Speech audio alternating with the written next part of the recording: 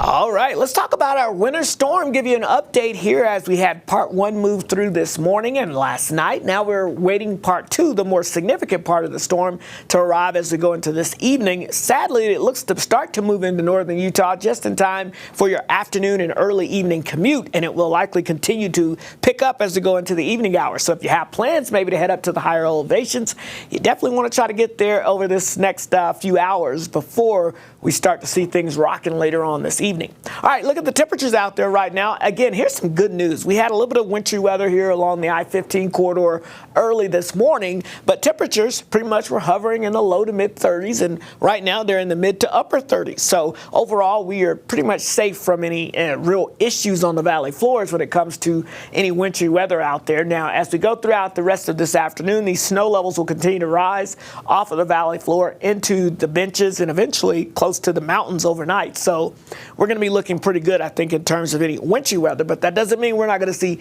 any weather. Now, as you get down south of I-70, it's been pretty quiet, and it will stay that way as we go throughout the rest of this day, as temperatures are already in the mid-40s there.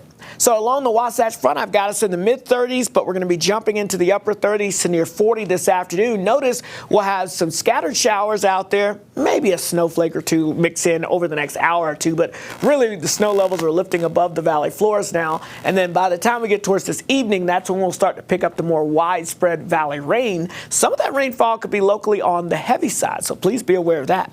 Otherwise, as we get you out towards St. George, we're looking at those temperatures in the low 50s, getting up into the mid-50s as we go into the afternoon hours there with lots of sunshine. Should be a gorgeous, gorgeous afternoon out there if you got any plans across southwest Utah, and hopefully it looks pretty nice as we go into the weekend as well.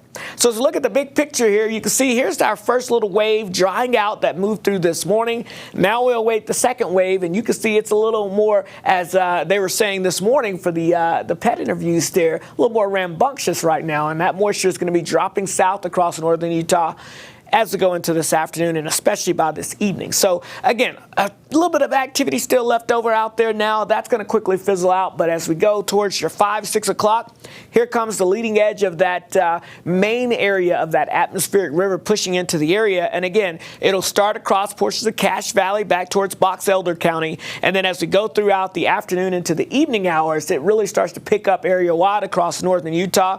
In the valleys, that's going to be the potential of some pockets of heavy rainfall from time to time, but as you get up into the higher elevations, the darker blue indicates some of that heavy mountain snow, and that continues to drift off slowly towards the east and expand a little bit in the mountains as we go into the overnight hours Friday night into Saturday ahead of a cold front moving through. So it'll help provide a little extra lift, and that'll get that heavier snowfall to make its way even down towards potentially portions of our central mountains as well.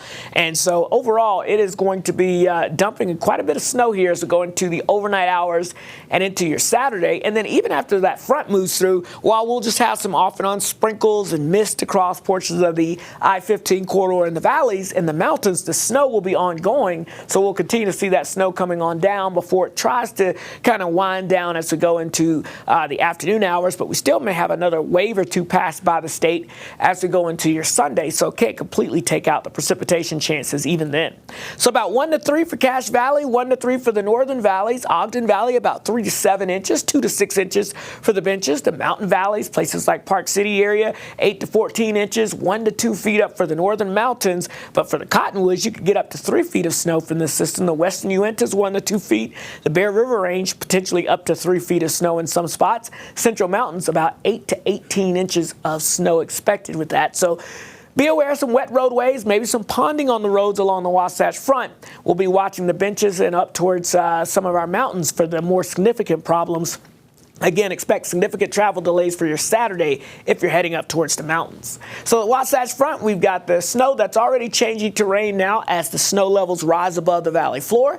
We'll see some potential for some heavy valley rain and heavy mountain snow tonight heading into your Saturday, and still a chance of some moisture on Sunday, but we try to dry it out heading into next week with temperatures a little milder back into the low 50s. St. George will see temperatures in the mid to upper 50s heading into the weekend, but as we leave the weekend, look at that. I've got some mid 60s with sunshine for the middle of the week.